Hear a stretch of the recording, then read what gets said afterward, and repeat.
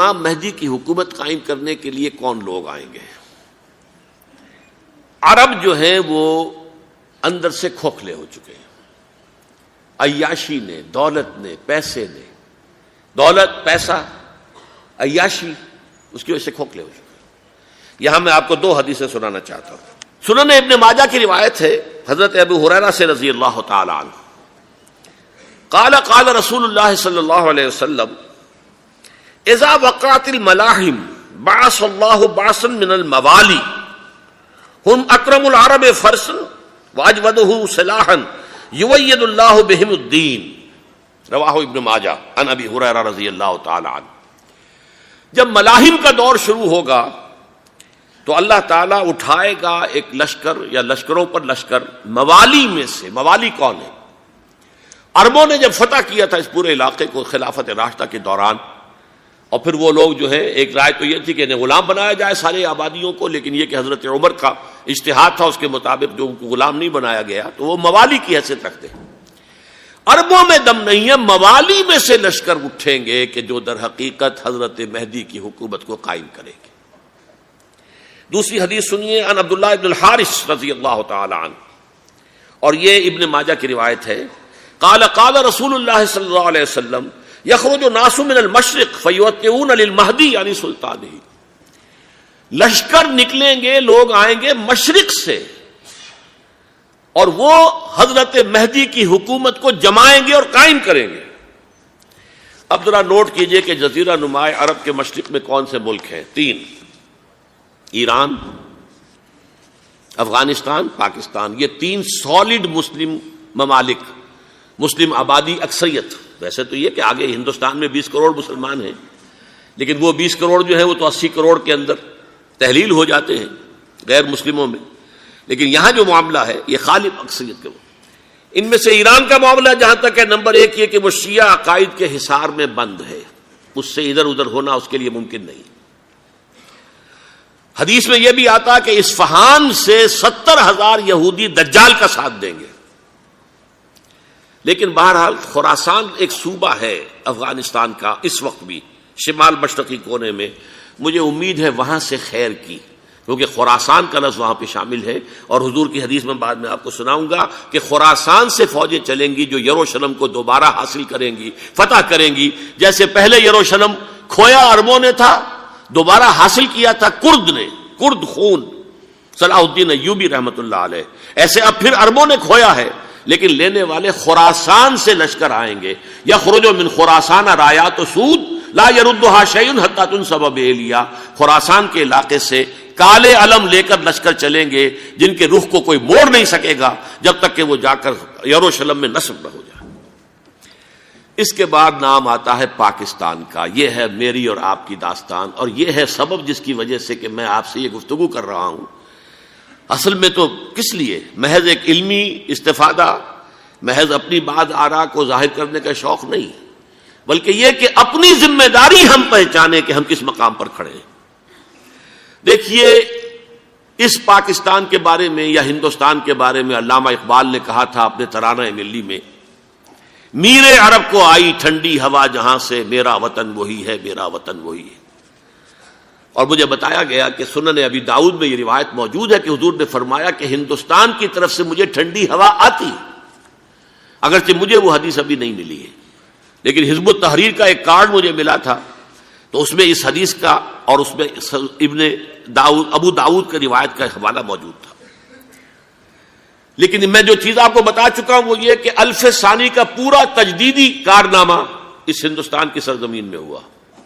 مجدد الف ثانی شیخ احمد سرندی، شاہ ولی اللہ دہلوی، سید احمد بریلوی، وہ تو ہمارے پاکستان میں آ کر جو ہے ان کا خون جذب ہوا ارض پاکستان میں۔ پھر شیخ الہند مولانا محمود حسن۔ تحریک خلافت چلی تو صرف ہندوستان میں چلی اور کہیں نہیں چلی۔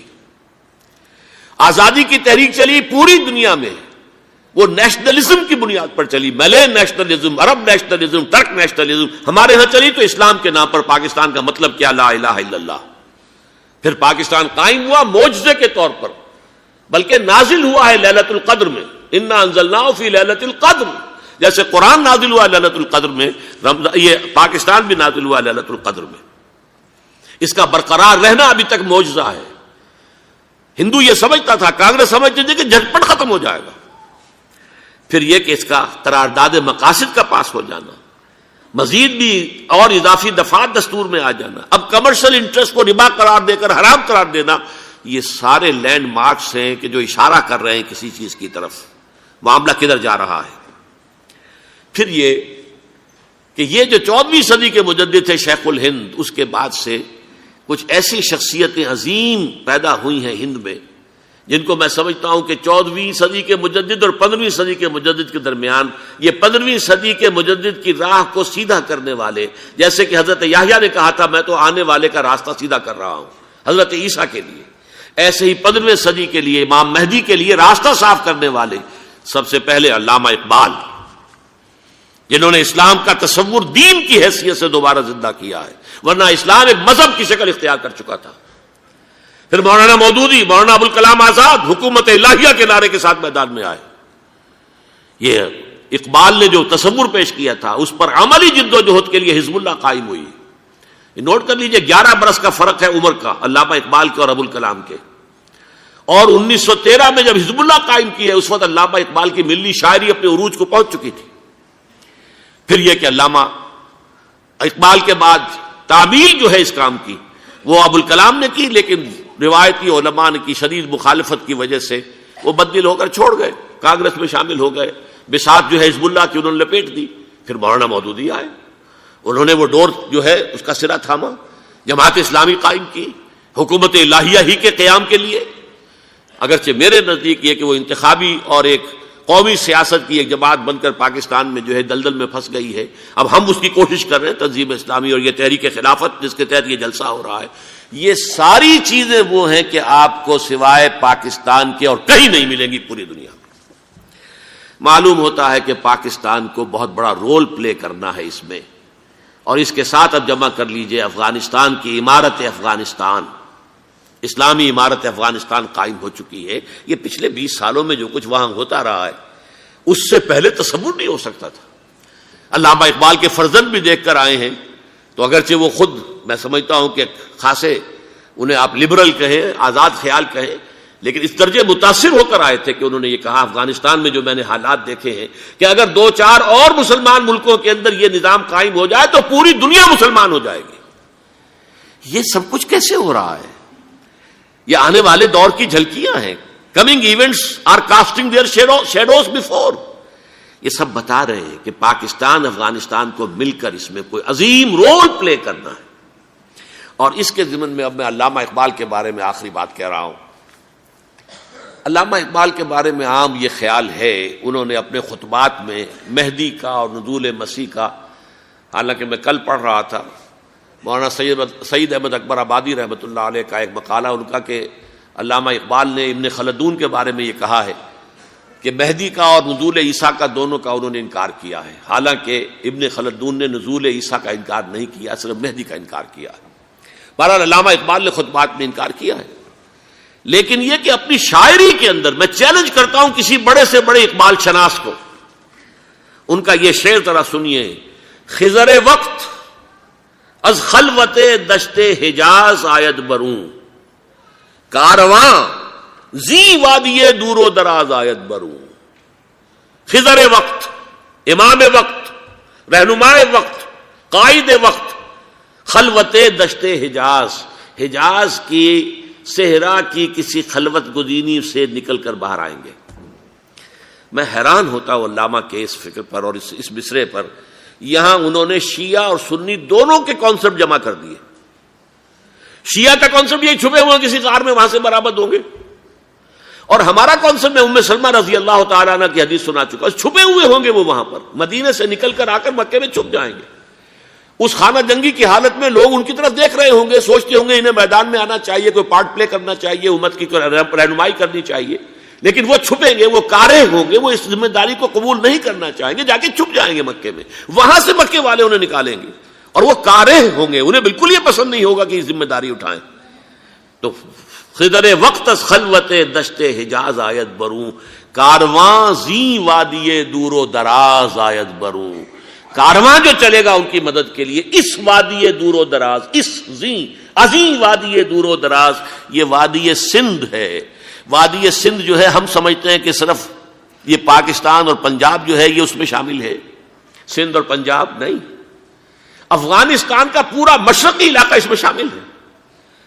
جیسے دریائے جیلم سندھ میں جا رہا ہے، جیسے دریائے گلگت سندھ میں آ کر ملتا ہے، جیسے دریائے چناب اور راوی اور جیلم اور یہ سب جا رہے ہیں اور آ رہے ہیں، اسی طرح دریائے کابل کہاں سے آ رہا ہے، دریائے گومل کہاں سے آ رہا ہے، ٹوچی کہاں سے آ رہا ہے، یہ سارا جو ہے ڈرین جو ہو رہا ہے، ایسٹرن جو ہے پارٹ آف افغانستان، یہ سب وادی ہے۔ اس وادی کے یہ دو حصے ہیں، ایک حصہ جو ہے یہ ادھر پاکستان میں ہے اور اسی وادی کا دوسرا حصہ جو ہے وہ افغانستان میں ہے۔ کارواں زی وادی دور و دراز آیت بروں، کارواں چلے گا یہاں سے، یخرج ناس من المشرق یؤتون للمہدی یعنی سلطان ہی، مشرق سے فوجیں چلیں گی کہ جو مہدی کی حکومت قائم کریں گی، اور یخرج من خراسان رایات و سود، اور خراسان سے سیاہ پرچم چلیں گے کہ جن کا رخ کوئی موڑ نہیں سکے گا، حتیٰ تنصب بیلیا، یہاں تک کہ وہ جا کر یروشلم کے اندر نصب ہو جائیں گے۔